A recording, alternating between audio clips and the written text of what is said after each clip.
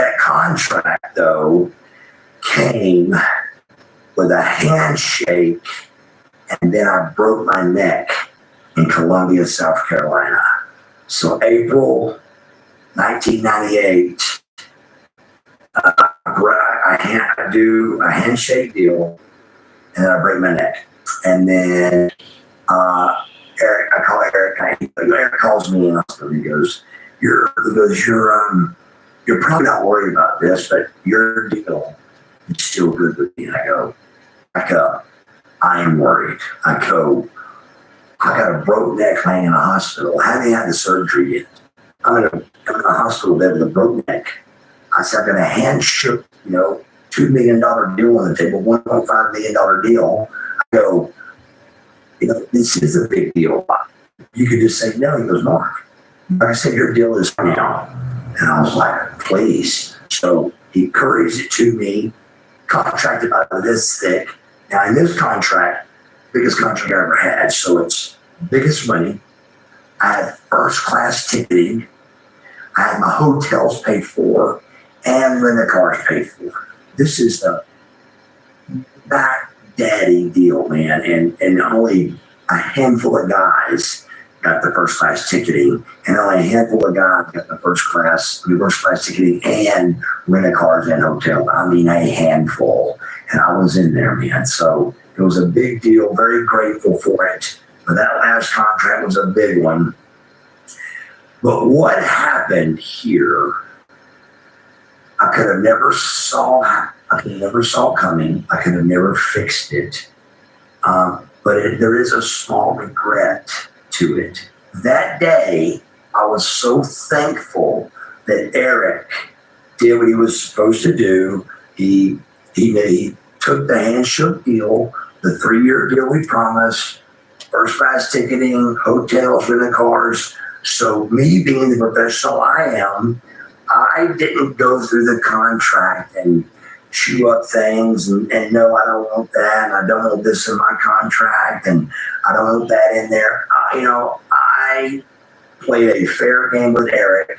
I turned to the last page. The money's right. The deal's right. I sign it, hand it to my mom. She curries it back to Eric. Done deal. I'm going for neck surgery. Knowing out of neck surgery, paralyzed or not, I got a 3-year deal on the table, so looking pretty good. But 3 years from that day, Vince McMahon would come calling on me, and when he saw my contract, he goes, "We're going to do business." He goes, "But we can't yet." So I could have done business with with Vince McMahon on the end of that 3-year deal. I could have got in the WWF when I was still Buff Bagwell, not when Vince bought our company and I was Mark Bagwell. And there was a big difference there. Once he had bought us and he owned me, my contract went to $175,000, and I was thankful to get it. But if I could have got in there sooner, I could have had a bigger contract and maybe I had the heat I had and got my foot in the door more instead of, forcing myself in there or having to get forced in there. So big deal. Again, if I had to do it over, I wouldn't have given Eric a hard time. I still would have signed it, but I could have nicely had Eric take a couple of things out of that contract, and I would have been working for the WWF before they bought us. And but then again, it's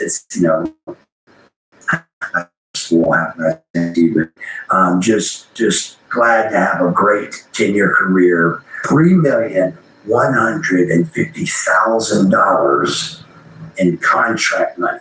That's not counting not a T-shirt sale, not an action figure sale. That's not counting any extras, appearances, signings, video games, the movies I did. There were only a couple, but there was a couple movies I've done. So, I don't count any of that. And there wasn't a whole lot of money there, but still, the breakdown for WCW money, $3,150,000 in 10 years. So that's it's a pretty good decade.